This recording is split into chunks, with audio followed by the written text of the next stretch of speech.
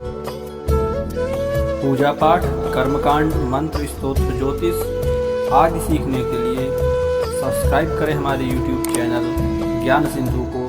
साथ ही bell icon पर press करके आल के निशान को दबाएं।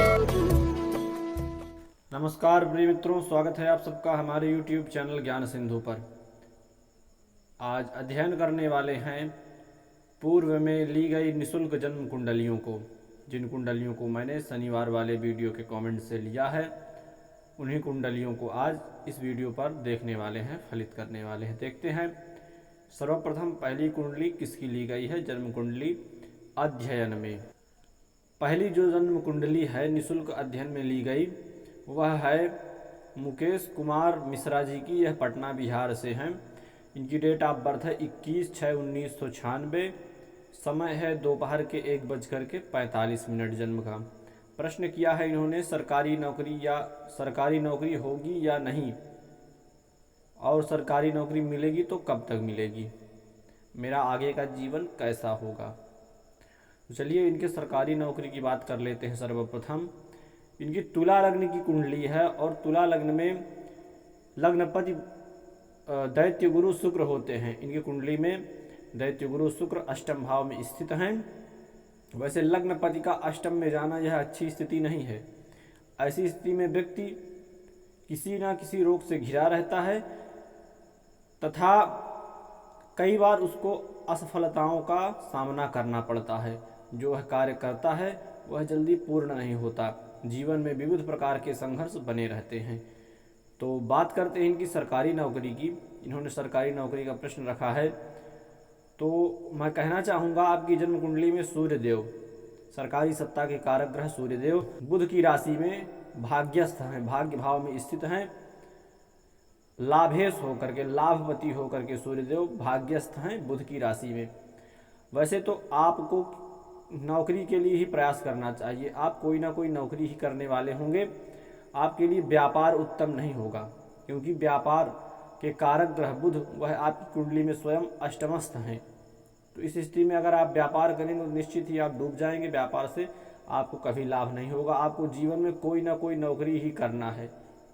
आपने पूछा कब तक होगी नौकरी, तो वर्तमान में आपकी कुंडली में सूर्य की महादशा चल रही है और सूर्य में ही सूर्य का अंतर चल रहा है। अगर आप जॉब के लिए प्रयास कर रहे हैं तो मैं कहना चाहूँगा आपको 2022 में आरंभ में ही कोई ना कोई जॉब मिल जानी चाहिए। भले सरकारी ना मिले, लेकिन आपको कोई ना कोई जॉब ही करनी है। आप व्यापार नहीं कर सकते, क्योंकि आपकी कुंडली में व्यापार भाव के स्वामी अष्टमस्थ हैं। अगर आप व्यापार करेंगे तो हमेशा घाटे में ही रहेंगे। आपकी कुंडली यही कहती है कि आपको किसी न किसी नौकरी के लिए प्रयास करना चाहिए, और आप नौकरी ही करने वाले होंगे, व्यापार करने वाले नहीं होंगे। अगला प्रश्न है आपका, मेरा आगे का जीवन कैसा रहेगा।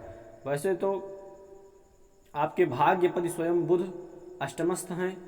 इस स्थिति में साथ ही एक चीज़ और है, आपकी कुंडली में सर्वाधिक ग्रह, सभी ग्रह वह केंद्र को छोड़ करके 1, 4, 7, 10 भावों को छोड़ करके सब त्रिक भावों से ज़्यादातर संबंध बनाए हैं। तो ऐसे व्यक्ति का जीवन वैसे ही बहुत ही संघर्षपूर्ण रहता है।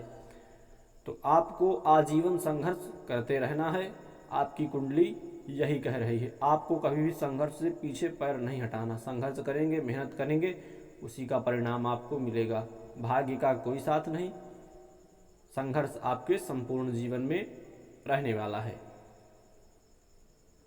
अगला प्रश्न था, यदि सरकारी नौकरी नहीं मिलेगी तो किस क्षेत्र में मैं आगे बढ़ूँ। वैसे आपको सरकारी नौकरी नहीं है तो आपको कोई ना कोई नौकरी ही करना है, व्यापार नहीं कर पाएंगे। यह तो रही मुकेश कुमार मिश्रा जी की कुंडली। यह पटना बिहार से थे। चलते हैं अगली कुंडली की ओर, देखते हैं अगली कुंडली किसकी है। यह अगली कुंडली अमन शुक्ला जी की है।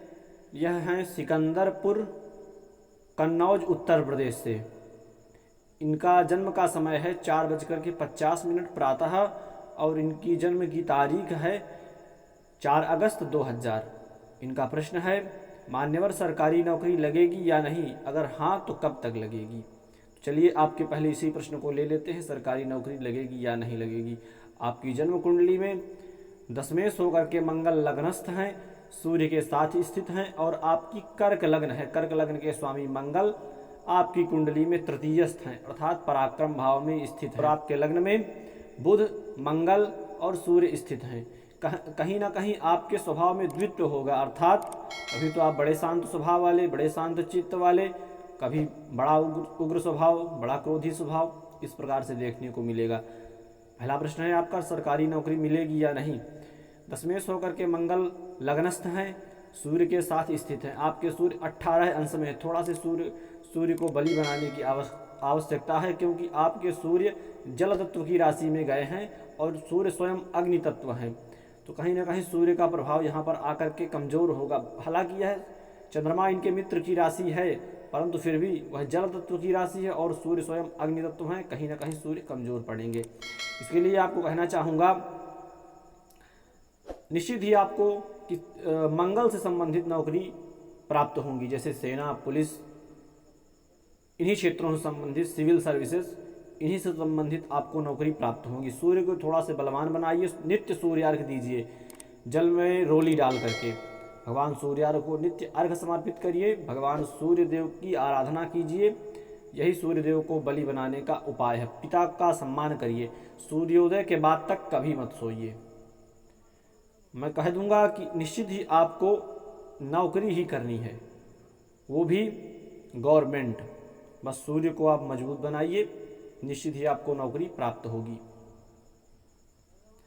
फिर आगे आपने बात किया है, जीवन में भूमि, भवन, वाहन का सुख है या नहीं, और धन की स्थिति कैसी रहेगी।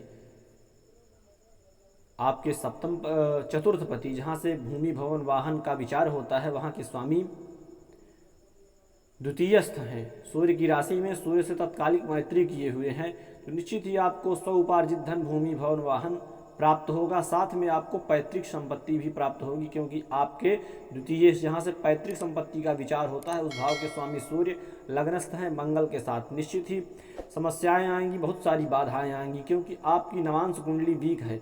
जो ग्रह यहाँ मजबूत हो रहे हैं वह नवांश कुंडली में कमजोर हो जा रहे हैं। आपने आगे पूछा है आर्थिक स्थिति कैसी रहेगी, धन की स्थिति कैसी रहेगी, आपने यह पूछा है। तो आपके धनेश सूर्य लग्न में स्थित हैं, लाभेश शुक्र धन भाव में स्थित हैं, भाग्येश गुरु लाभ भाव में स्थित हैं। कहीं ना कहीं आपके पास प्रचुर मात्रा में धन पर्याप्त मात्रा में होगा, लेकिन यही योग जो लग्न कुंडली में यह योग बन रहा है, वही नवांश कुंडली में जाकर के कमजोर हो जा रहा है। तो निश्चित ही अगर लग्न कुंडली से देखें तो आपके पास प्रचुर मात्रा में धन होगा, परंतु अगर इसी चीज़ का नवांश कुंडली से विचार करें तो यह प्रभाव कमजोर हो जाएगा। तो मैं कहता हूँ आर्थिक स्थिति होगी, धन अच्छा होगा, लेकिन बहुत अच्छा नहीं होगा। अगर यही स्थिति नवांश कुंडली में बनती तो मैं कह सकता हूँ कि आपके पास इतना धन होता कि आपके आने वाली पीढ़ियाँ भी उस धन का भोग करती, परंतु ऐसा योग नहीं है। आप अपना जीवन अच्छे से निर्वाह करेंगे, इसमें किसी भी प्रकार का कोई संदेह नहीं है। आपके अगले प्रश्न की ओर चलते हैं। भगवान सूर्य की स्थिति कैसी है कुंडली में, क्या उपाय करूं मैं जिससे जीवन सफल रहे। आपकी कुंडली में तो सूर्य देव की स्थिति ठीक है, बस सूर्यार्घ दीजिए, आत्मबल मजबूत होगा, भगवान सूर्य भी बली होंगे। आपने आगे कहा है क्या उपाय करूं मैं जिससे जीवन सफल रहे।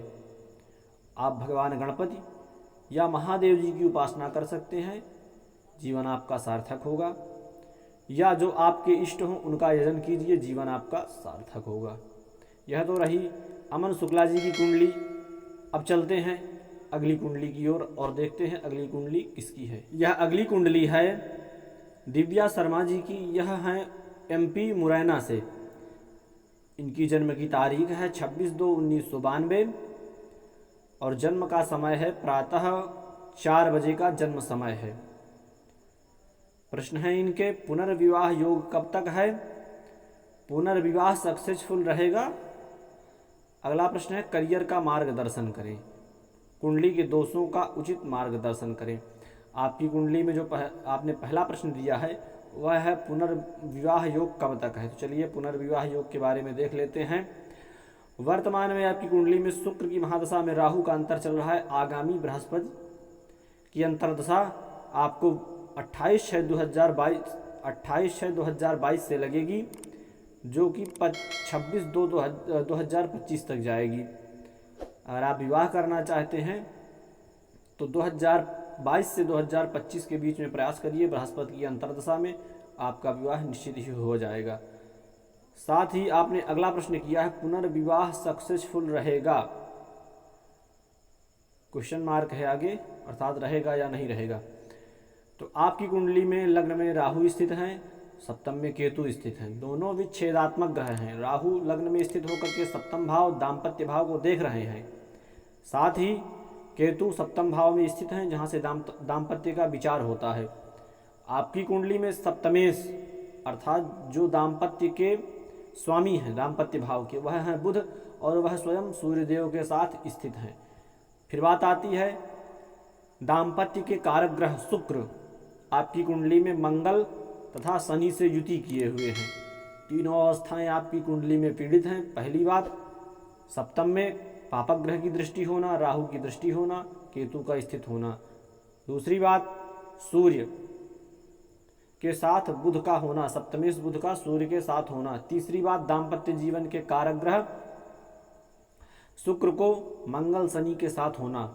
यह तीनों स्थितियां कुंडली में आपके खराब हैं, तो निश्चित ही दाम्पत्य जीवन आपका पीड़ित रहेगा अगर आप पुनर्विवाह भी करते हैं तब भी,